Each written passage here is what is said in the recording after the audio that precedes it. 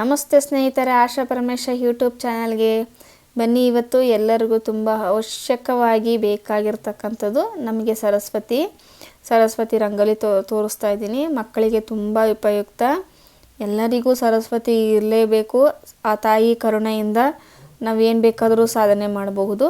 ಹಾಗಾಗಿ ಬನ್ನಿ, ಸರಸ್ವತಿ ರಂಗೋಲಿ ಹೇಗೆ ಬಿಡಿಸೋದು ಅಂತ ತೋರಿಸ್ತೀನಿ. ರಂಗೋಲಿಯನ್ನು ಯಾರು ಬೇಕಾದರೂ ಹಾಕಬಹುದು. ಮಕ್ಕಳಿಗೋಸ್ಕರ ತಾಯಿ, ಅಕ್ಕ ತಂಗಿ, ಅಣ್ಣ ತಮ್ಮ ಯಾರಾದರೂ ಹಾಕಿ, ಇಲ್ಲ ಅಂದರೆ ಸ್ವತಃ ಮಕ್ಕಳೇ ಹಾಕಿ ಶ್ಲೋಕ ಹೇಳಿದರೆ ಇನ್ನೂ ಉತ್ತಮ ಫಲ ಉಂಟು ಸ್ನೇಹಿತರೆ. ಸಂಕಲ್ಪ ಮಾಡಿಕೊಂಡು ಸರಸ್ವತಿ ಮುಂದೆ 21 ದಿನ 48 ದಿನ ಹಾಕಿ ನೋಡಿ. ಮಕ್ಕಳ ಬೆಳವಣಿಗೆ ಆಗಲಿ, ಅವರು ವಿದ್ಯಾಭ್ಯಾಸದಲ್ಲಿ ಉನ್ನತ ಹೆಂಗೆ ಬೆಳೀತಾರೆ ಅನ್ನೋದನ್ನು ನಿಮಗೆ ಗೊತ್ತಾಗ್ತಾ ಹೋಗುತ್ತೆ. ವಿದ್ಯಾಭ್ಯಾಸದಲ್ಲಿ ಉತ್ತಮವಾದಂತಹ ಫಲಿತಾಂಶ ಕಾಣಲಿ, ಉನ್ನತವಾದಂಥ ವಿದ್ಯಾಭ್ಯಾಸ ಮಕ್ಕಳಿಗೆ ಬರಲಿ, ಜ್ಞಾಪಕ ಶಕ್ತಿ ಹೆಚ್ಚಾಗಲಿ ಅಂತ ಸರಸ್ವತಿಯಲ್ಲಿ ಪ್ರಾರ್ಥನೆ ಮಾಡಿಕೊಂಡು ಶುರು ಮಾಡಿ ಸ್ನೇಹಿತರೆ. ಯಾವ ರೀತಿ ಹಾಕಬೇಕು ಅಂತ ತೋರಿಸ್ತೀನಿ ನೋಡಿ. ಈಗ ರಂಗೋಲಿನ ಮೊದಲಿಗೆ ಶ್ರೀಕಾರ ಹಾಕಿಕೊಳ್ಳಿ. ಇಲ್ಲ ಅಂತಂದರೆ ಓಂ ಸರಸ್ವತೇ ನಮಃ ಅಂತಲೂ ಬರ್ಕೋಬೋದು. ನಾನು ಎಲ್ರಿಗೂ ಬೇಗ ಗೊತ್ತಾಗಲಿ ಅಂತ ಶ್ರೀಕಾರ ಬರೆದು ಸ್ವಸ್ತಿಕ್ ಬರೆದಿದ್ದೀನಿ. ಗಣೇಶ ಇರಲೇಬೇಕಲ್ವ, ಫಸ್ಟ್ ಗಣೇಶನ ಪ್ರಾರ್ಥನೆ ಮಾಡ್ಕೋಬೇಕಲ್ವ. ಹಾಗಾಗಿ ಯಾವುದೇ ವಿಘ್ನಗಳು ಇಲ್ದಂಗೆ ನಮ್ಮ ವಿದ್ಯಾಭ್ಯಾಸ ಚೆನ್ನಾಗಿ ಮುಂದುವರಿಲಿ, ಉತ್ತಮವಾಗಿರಲಿ ಅಂತ ಹೇಳ್ಕೊಂಡು ಗಣೇಶನ ನೆನೆಸ್ಕೊಂಡು ಶ್ರೀಕಾರ ಹಾಕಿ ಸ್ವಸ್ತಿಕ್ ಹಾಕ್ಕೊಳ್ಳಿ. ಅಡ್ಡಲಾಗಿ 5 ಗೆರೆ ಎಳೀರಿ, ಮತ್ತು ಉದ್ದವಾಗಿ 5 ಗೆರೆ. ಆ ಥರ ಇದು ಮಾಡಿದಾಗ 25 ಮನೆ ಬರುತ್ತೆ. ಇನ್ನೂ ಈಸಿಯಾಗಿ ಹೇಳಬೇಕು ಅಂದರೆ ನಾವೆಲ್ಲ 5 ಮನೆ ಚೌಕಾಬಾರ ಆಡಿದ್ದೀವಲ್ವ, ಅದೇ ರೀತಿ 5 ಮನೆ ಚೌಕಾಬಾರ ಹೆಂಗೆ ಬರ್ಕೊತೀವೋ ಅದೇ ರೀತಿ ಬರ್ಕೊಳ್ಳಿ. ಮೊದಲಿಗೆ ಮಧ್ಯದಲ್ಲಿ ಶ್ರೀಕಾರ ಬರೀರಿ. ಮಧ್ಯದಲ್ಲಿ ಆಗಿದ್ಮೇಲೆ ನಾವು ದೇವ್ರಿಗೆ ಪ್ರದಕ್ಷಿಣೆ ಯಾವ ರೀತಿ ಹಾಕ್ತೀವೋ ಅದೇ ರೀತಿಯಾಗಿ ಸುತ್ತಲೂ ಶ್ರೀಕಾರ ಬರೀರಿ ಸ್ನೇಹಿತರೆ. ಇಲ್ಲಿ ನಾನು ತೋರಿಸ್ತಾ ಇದ್ದೀನಲ್ಲ ವಿಡಿಯೋದಲ್ಲಿ, ಅದೇ ರೀತಿ ಬರೀರಿ. ಆದಷ್ಟು ತುಂಬ ಸುಲಭವಾಗಿದೆ ರಂಗೋಲಿ. ಮಕ್ಕಳಿಗೆ 1-2 ಸರಿ ತೋರಿಸಿದ್ರೆ ಹಾಕ್ತಾರೆ. ಹಂಗಾಗಿ ಮಕ್ಕಳಿಗೆ ಆದಷ್ಟು ಹಾಕೋಕ್ಕೆ ಹೇಳಿ, ತುಂಬ ಒಳ್ಳೆಯದು.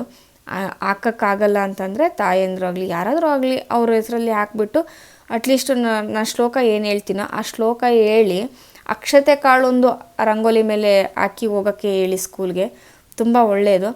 ರಂಗೋಲಿ ಹಾಕ್ಬಿಟ್ಟು ತುಪ್ಪದ ದೀಪ ಆದರೂ ಹಚ್ಚಿ, ಎಣ್ಣೆ ದೀಪ ಆದರೂ ಹಚ್ಚಿಬಿಟ್ಟು ಅರಿಶಿನ ಕುಂಕುಮ ಅಕ್ಷತೆ ಕಾಳು ಏರಿಸಿ ರಂಗೋಲಿಗೆ ಏರಿಸ್ಬಿಟ್ಟು ಒಂದು ಬಿಳಿ ಹೂವು, ಸರಸ್ವತಿಗೆ ಬಿಳಿ ಹೂವು ಅಂದರೆ ತುಂಬ ಇಷ್ಟ ಅಲ್ವಾ, ಹಾಗಾಗಿ ಬಿಳಿ ಹೂವನ್ನು ಏರಿಸಿ ಫಸ್ಟು ಏರಿಸ್ಬಿಟ್ಟು ಒಂದು ಪ್ರಾರ್ಥನೆ ಮಾಡ್ಕೊಳ್ಳೋದು. ನಾನು ಶ್ಲೋಕ ಹೇಳ್ಕೊಡ್ತೀನಿ, ಆ ಶ್ಲೋಕನ ಹೇಳಿ. 2 ಶ್ಲೋಕ ಹೇಳ್ಕೊಡ್ತೀನಿ ಸ್ನೇಹಿತರೆ.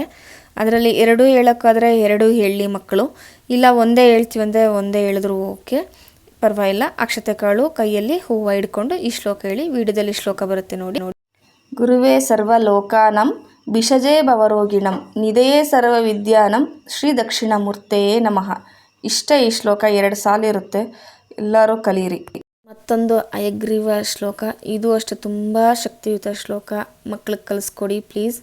ಜ್ಞಾನಾನಂದಮಯಂ ದೇವಂ ನಿರ್ಮಲಾ ಸ್ಫಟಿಕಾಕೃತಿಂ ಆಧಾರಂ ಸರ್ವ ವಿದ್ಯಾನಂ ಹಯಗ್ರೀವಂ ಉಪಸ್ಮಹೇ. ಈ ಶ್ಲೋಕಗಳನ್ನು ದಿನಾಲು 11 ಸಲ ಮಕ್ಕಳಿಗೆ ಹೇಳೋಕ್ಕೆ ಹೇಳಿ. ಅದು ಹಂಗೆ ಅದೇ ರೀತಿ ಕಂಟಿನ್ಯೂ ಆಗಿಬಿಟ್ರೆ ಬಾಯಿಪಾಠ ಆಗುತ್ತೆ.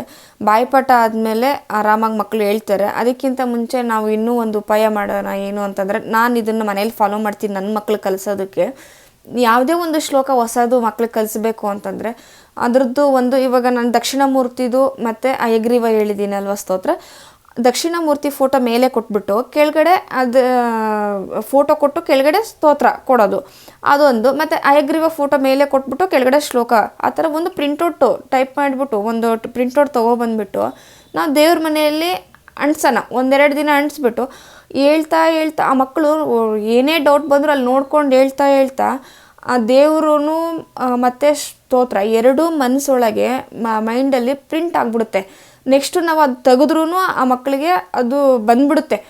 ಇದೇ ರೀತಿ ಇದೆ ದೇವರು, ಆ ದೇವ್ರದ್ದು ಈ ಸ್ತೋತ್ರ ಹೇಳ್ಕೋಬೇಕು ಅಂತ ಬರುತ್ತೆ. ನಾನು ಇದನ್ನು ಫಾಲೋ ಮಾಡ್ತಿದ್ದೀನಿ ಸ್ನೇಹಿತರೆ. ಹಾಗಾಗಿ ನನ್ನ ಮಕ್ಕಳು ತುಂಬ ಇಂಪ್ರೂವ್ ಚೆನ್ನಾಗಾಗಿದ್ದಾರೆ. ಎಲ್ಲ ರೀತಿಯೂ ಶ್ಲೋಕ ನಾನು ಯಾವುದೇ ಬೇಕು ಅಂತಂದರೆ ಆ ರೀತಿ ಮಾಡ್ತೀನಿ, ಅವ್ರು ಅದೇ ರೀತಿ ಕಲಿತಾರೆ. ಅಂದರೆ ಆಗ ನಾವು ತುಂಬ ಬ್ಯುಸಿ ಇರ್ತೀವಿ. ಬೆಳಗ್ಗೆ ಮಕ್ಕಳನ್ನ ಕಲಿಸ್ಬೇಕಾದ್ರೆ ತಿಂಡಿ ಮಾಡಬೇಕು, ಬಾಕ್ಸ್ ಮಾಡಬೇಕು, ನಮ್ಮದೇ ಇರ್ತವೆ. ಅವು ಮಕ್ಕಳು ಪದೇ ಬಂದು ನಮ್ಮನ್ನು ಏನೇ ಆಗಲಿ ಡೌಟ್ ಕೇಳೋದಕ್ಕೆ ಅವ್ರಿಗೂ ಆಗಲ್ಲ, ಟೈಮ್ ಅವ್ರಿಗೂ ಇರುತ್ತೆ. ಆಗ ನಾವು ದೇವ್ರ ಮನೇಲಿ ಏನು ಹಾಕಿರ್ತೀವಿ ಅದನ್ನ ನೋಡಿಬಿಟ್ರೆ ನಮ್ಮ ಅವಶ್ಯಕತೆನೂ ಅವ್ರಿಗಿರಲ್ಲ, ನೋಡ್ತಾರೆ, ಹೇಳ್ಕೊತಾರೆ, ಬರ್ತಾರೆ. ಸ್ನಾನ ಆಗಿದ ತಕ್ಷಣ ಹೇಳ್ಕೊಳಕ್ಕೆ ಹೇಳಿ ಹೇಳ್ಕೊತಾರೆ, ಬರ್ತಾರೆ. ಆಮೇಲೆ ತಿಂಡಿ ಕೊಟ್ಟು ನೀವು ಆರಾಮಾಗಿ ಶಾಲೆಗೆ ಕಳಿಸ್ಬೋದು. ಈ ರೀತಿ ಮಾಡಿ ತುಂಬ ಒಳ್ಳೆಯದು. ಒಂದೊಂದೇ ಯಾಕಂದ್ರೆ ನನ್ನ ಮಕ್ಕಳಲ್ಲಿ ಬದಲಾವಣೆ ನಾನು ಕಂಡಿದ್ದೀನಿ. ಕೊರೋನಾ ಟೈಮಲ್ಲಿ ನನ್ನ ಮಗಳಿಗೆ ತುಂಬ ಕಷ್ಟ ಆಗಿತ್ತು, ಎಲ್ಲ ಮರ್ತು ಕೂತಿದ್ಲು. ಯಾಕಂದರೆ M2 M3ಯಲ್ಲೇ ತುಂಬ ಬೇಸಿಕ್ ಮಕ್ಕಳಿಗೆ. ಆ ಟೈಮಲ್ಲೇ ಕೊರೋನಾ ಬಂದಿರೋದ್ರಿಂದ ತುಂಬ ನಾನು ಸಫರ್ ಪಟ್ಟಿದ್ದೆ. ಈ ಶ್ಲೋಕಗಳನ್ನ ಹೇಳ್ತಾ ನನ್ನ ಮಕ್ಕಳು ತುಂಬ ಇಂಪ್ರೂವ್ ಆಗಿದ್ದಾರೆ, ಬದಲಾವಣೆ ಚೆನ್ನಾಗಾಗಿದೆ. ಹಾಗಾಗಿ ಬೇರೆ ಮಕ್ಕಳಿಗೂ ಯಾರಿಗೆ ಅವಶ್ಯಕತೆ ಇದೆ ಅವ್ರಿಗೆಲ್ಲ ಶೇರ್ ಮಾಡಿ ಇದನ್ನೆಲ್ಲ ಮಕ್ಕಳು ಕಲೀಲಿ, ವಿದ್ಯಾಭ್ಯಾಸ ಚೆನ್ನಾಗಿರಲಿ ಅಂತ ಹೇಳ್ತಾ ಇದ್ದೀನಿ. ಈ ವಿಡಿಯೋ ಇಷ್ಟ ಆಗಿದ್ರೆ ಲೈಕ್ ಮಾಡಿ ಸ್ನೇಹಿತರೆ. ಧನ್ಯವಾದಗಳು.